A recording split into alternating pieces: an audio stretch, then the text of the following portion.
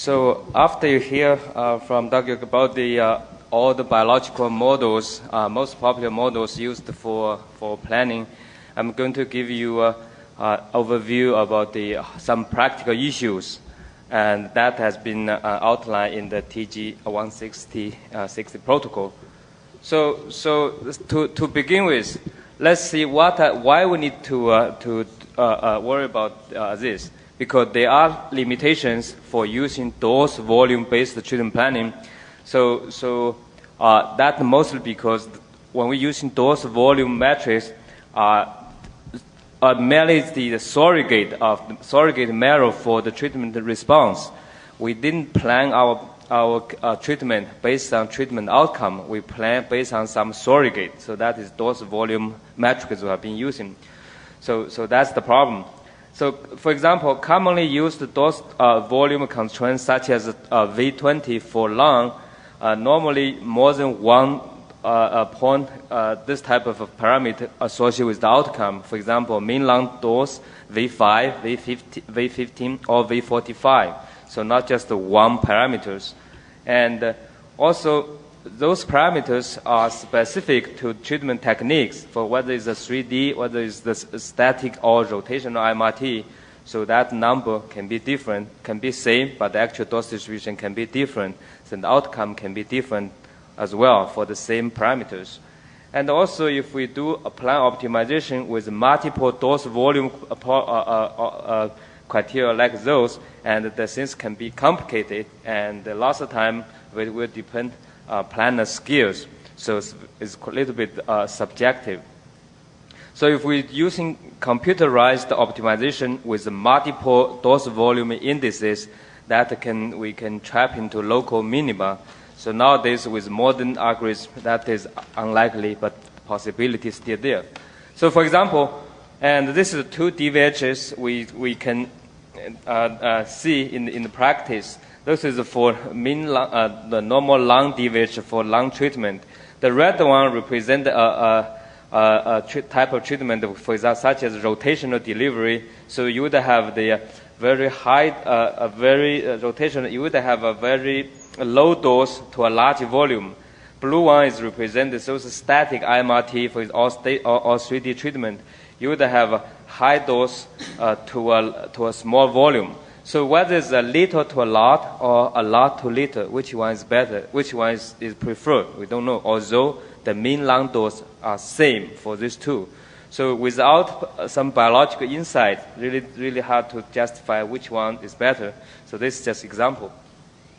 So that brings us to whether we can use some biological feature that can guide our treatment planning. So the biological-based treatment planning will involve the feedback from biological response or outcome models during the treatment planning process.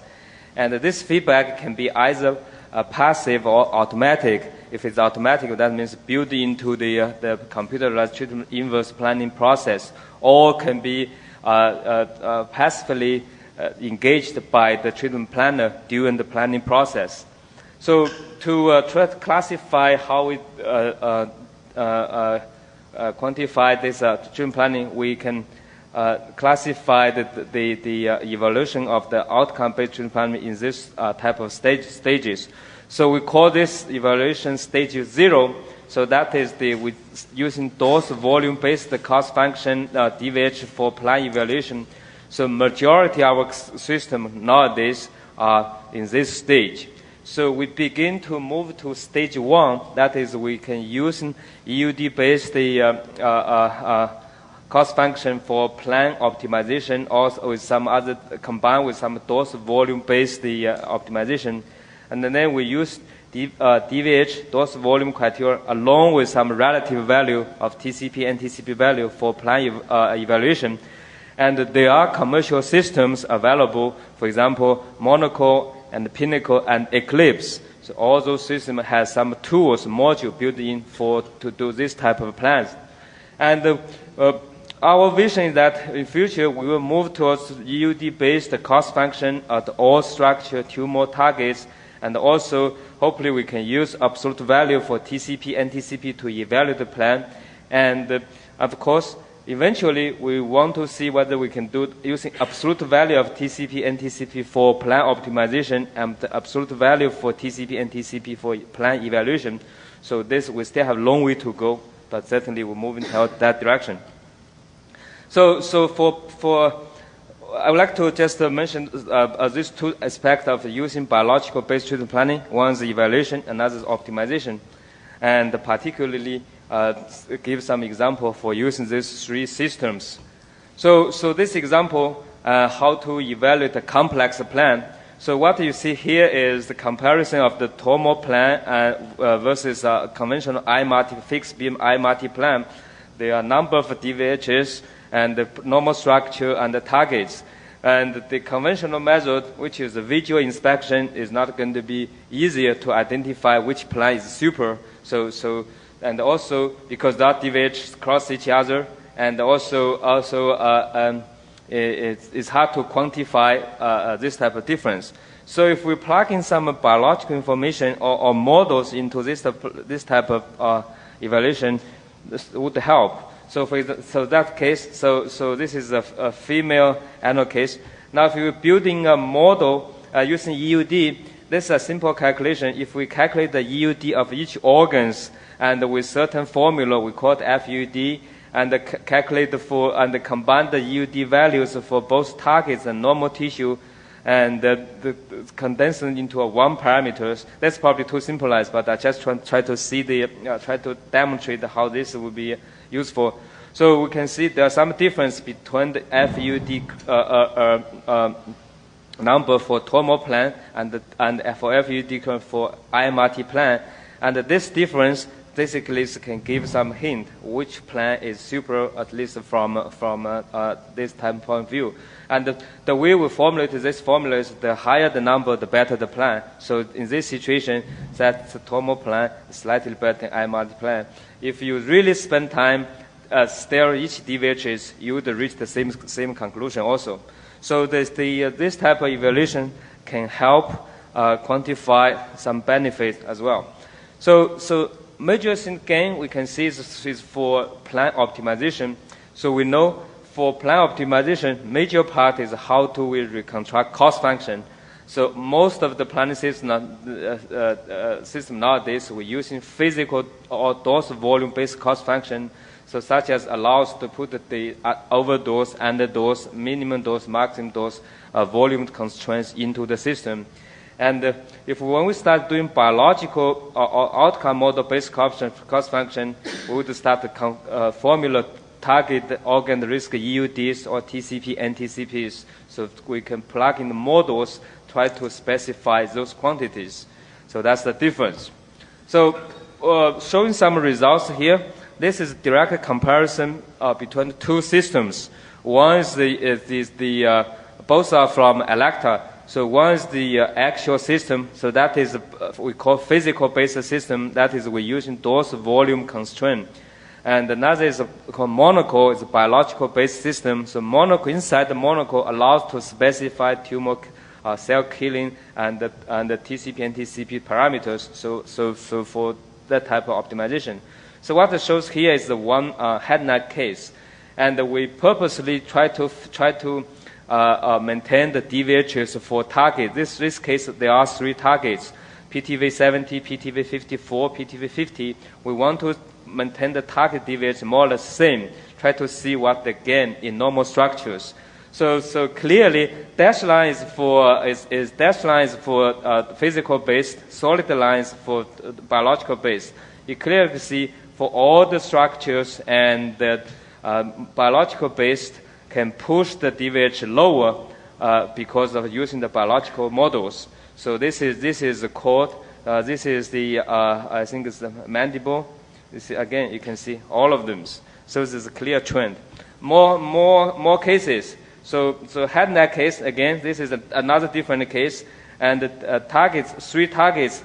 DVH are identical between the two type of planning system.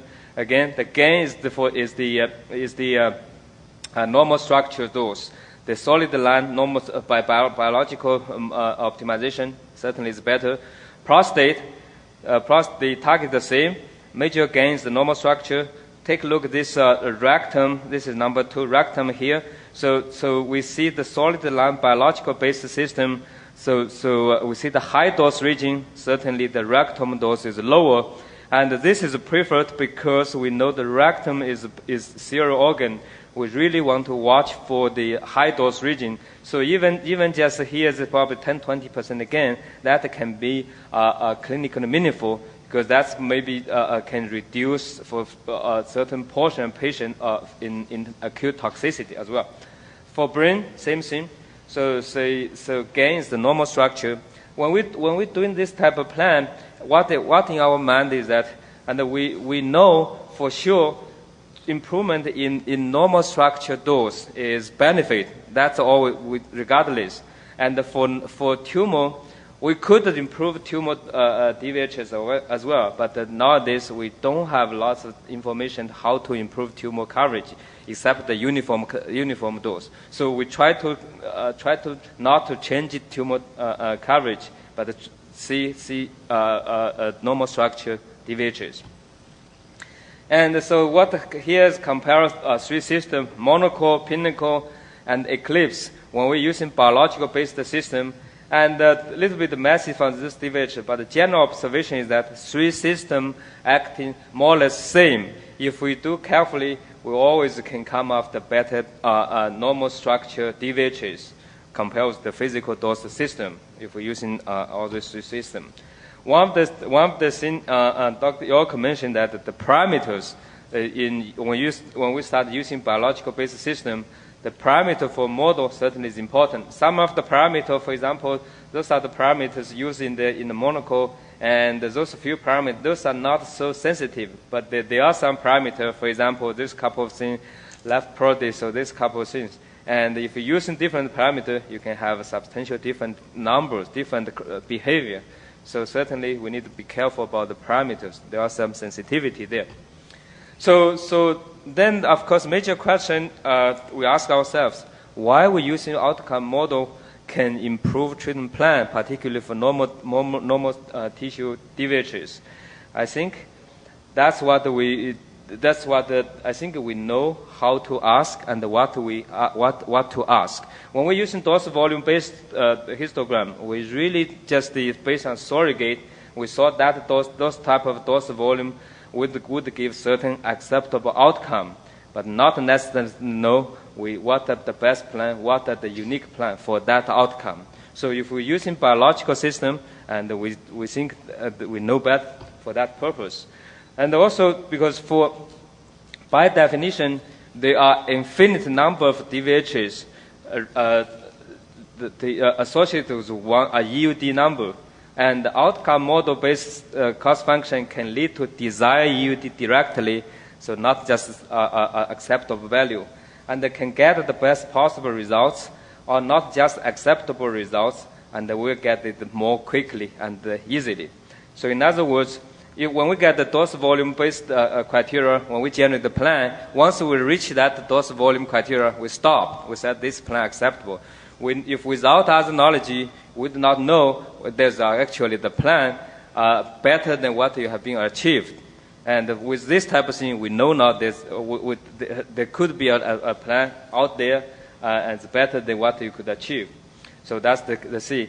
And also, of course, if you're using dose volume-based criteria to try to achieve that optimal plan, is possible if you're using trial and error method, but it can take a longer time. Also depends on the experience.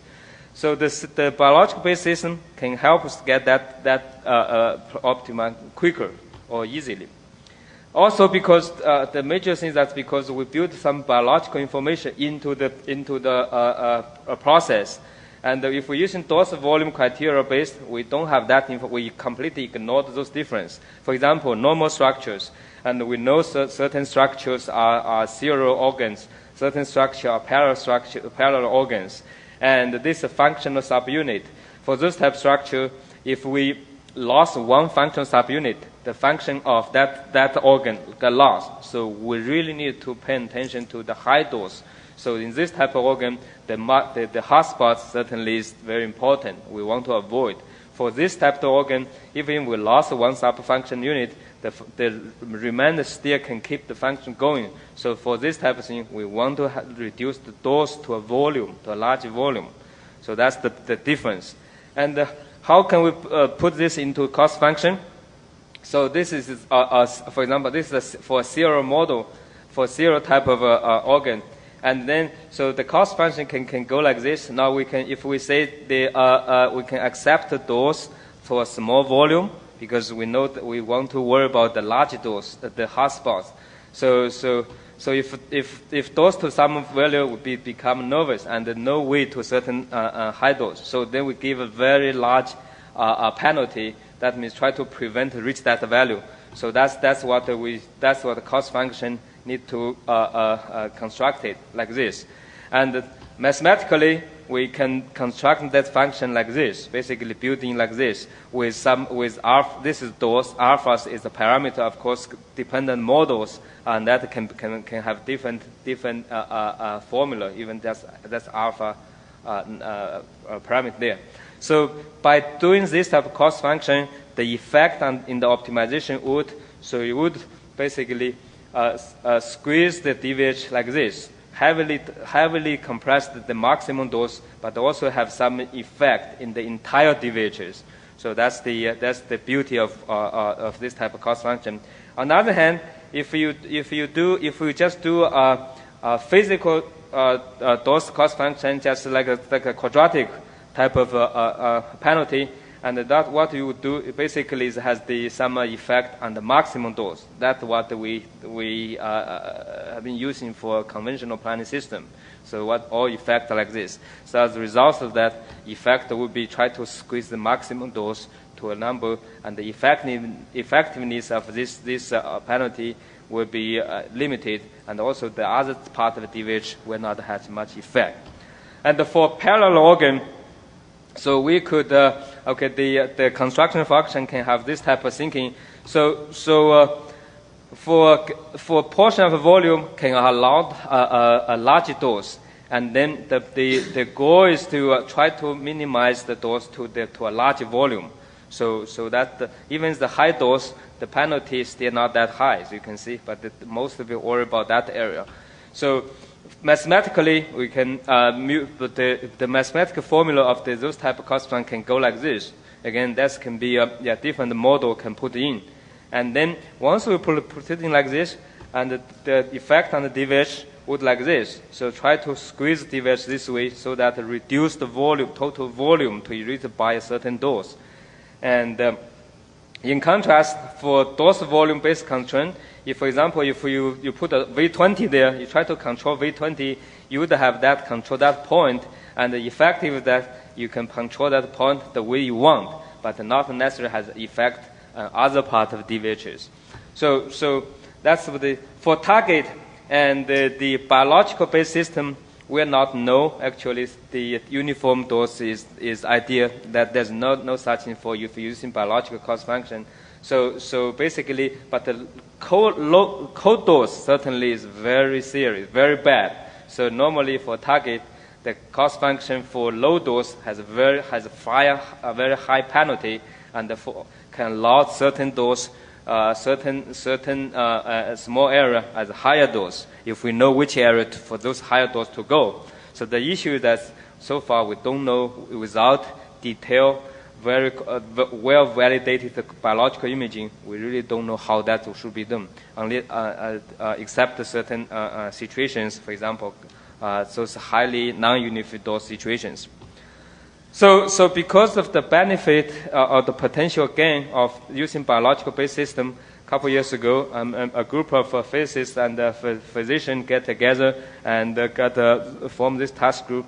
We try to come up some guidelines for QA use of this type of systems, and in this protocol already published in Medical Physics, and there's a full report. The report summary is in published Medical Physics. Full report is in APM website, and the first part of the report is discussing the model summary of the model, variety model. That is the overview just by Dr. Yorker, and the second part is basically some of the rationale why using this, some of the content I just presented. and but the major part is the SumGen recommendations. So to just give a few of those recommendations listed here. So major thing we think is that outcome-based cost function for organ at risk can be more effective towards OAR sparing. So if we know how to use, if we get this used correctly, certainly this can be effective to get a very favorable critical structure DVHs. That has been shown in many cases in several clinics, in my own clinic also. And so outcome model-based system could generate a highly non-uniform dose distribution, again, based on the cost function, because the system doesn't necessarily think non-uniform dose is a bad thing. So that's as a result that could generate highly non-uniform dose distribution. So at this point, task group certainly recommend to avoid those non-uniform, highly non-uniform dose distribution, only for those deliberately tested situation. For example, the gamma knife, we do treat high uniform dose distribution. Brachytherapy, we do use highly non-uniform dose distributions. So other situation, we should control those non-uniformity. There are many ways. Most of the system, or most of these three systems can provide certain ways. So, for example, you can use a maximum dose constraint to limit the dose uniformity. So that's the way. And at the present, and the plan evaluation should be based on established dose volume criteria. That is, we should evaluate all the 3D dose distribution on every card, every plan, and using DVHs, using acceptable evaluation criteria. Biological-based indices may be used to select a level plan, but we should use in relative, not absolute value, because absolute value at the current time still we cannot guarantee those are accurate, mostly because lack of data or model accurate model parameters.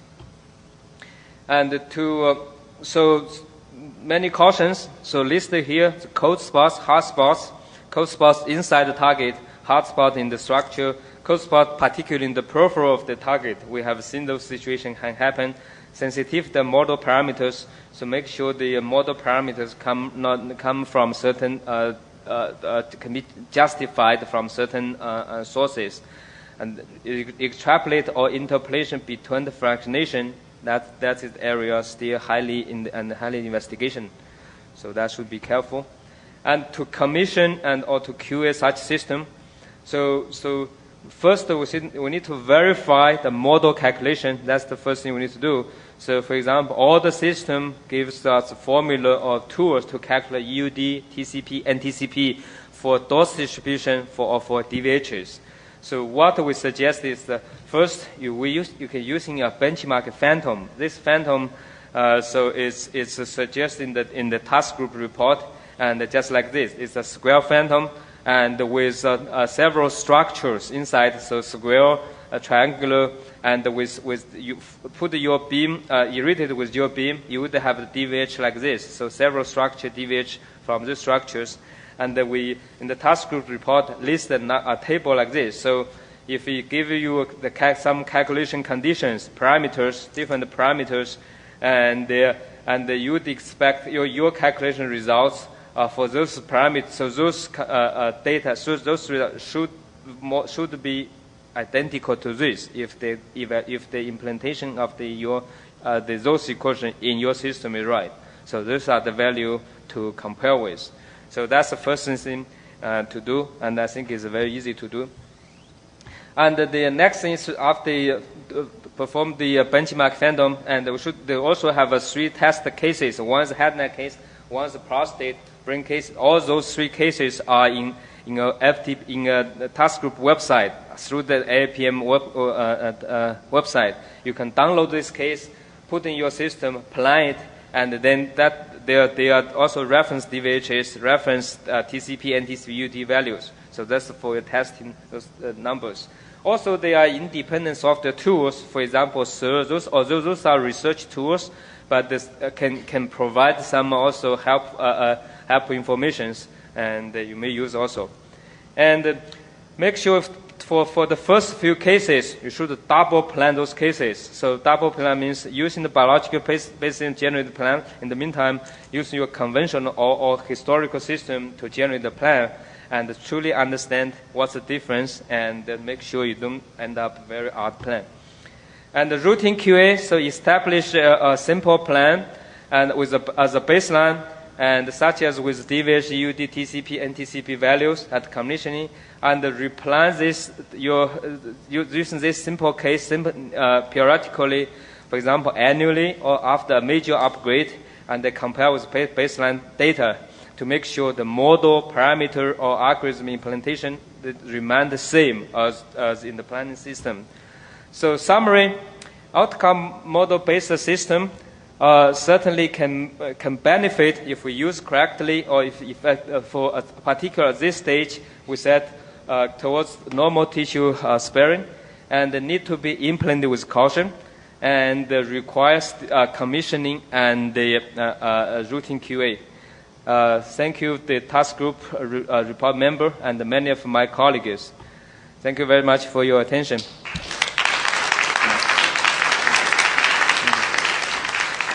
Are there any questions? Go ahead. So in your outcome model for treatment optimization, you use sort of integral parameters, which are basically average. But complications and negative consequences due to irradiations are mostly localized, meaning that they are differential. So then my question is, how do you overcome these ambiguities? How do you overcome this problem? So your question is that if we use these internal models and with those, you see some of those. Your optimization is basically is based on integral parameters, on integral values. Internal parameters, right? Yeah, but consequences, if occur, so then they are sort of localized. They are differential. So that what they are. So, for instance, you try to treat your tumor, and then you are very concerned about organ at risk, right? And then you calculate those parameters as integral values, right? But problems and consequences if occur, they are sort of localized, not integral values. So how do you overcome this? Okay, if I understand your question correctly, so when we doing the using this system for generate the plan, we're using models and also parameters provided in the system, but we're not recommending you to using those model parameter blindly. So, for example, you have choices to different models. Each system has different choices, different model, and also most importantly parameters. And what we think the parameters should be, ideally, you should come up with parameters from your own clinical data. So, for example, for certain tumor type, certain treatment sites, you may have some, because based on your clinical setup, your physician's presence or certain type of treatment. So you should have that data parameter coming out from your clinical practice. If you want to use other data from other institutions, make sure that validated through a certain method. So by doing that, I think probably can eliminate at least some of the obvious error. And so again, we try to advocate that now at this stage, try to use this system cautiously only to improve normal structure DVHs. I think that's doable, and because for a number of cases we have been done, that's all the case. If we know how to improve DVH for try to improve dose distribution for targets, we need lots of information. We need to know where the inhomogeneous dose should go. We need lots of information. But for normal structure, it's safe to have those type of things built in, because we know the dose to normal structure is always as low as if it's low or it's the best. So from that way, I think it's safe.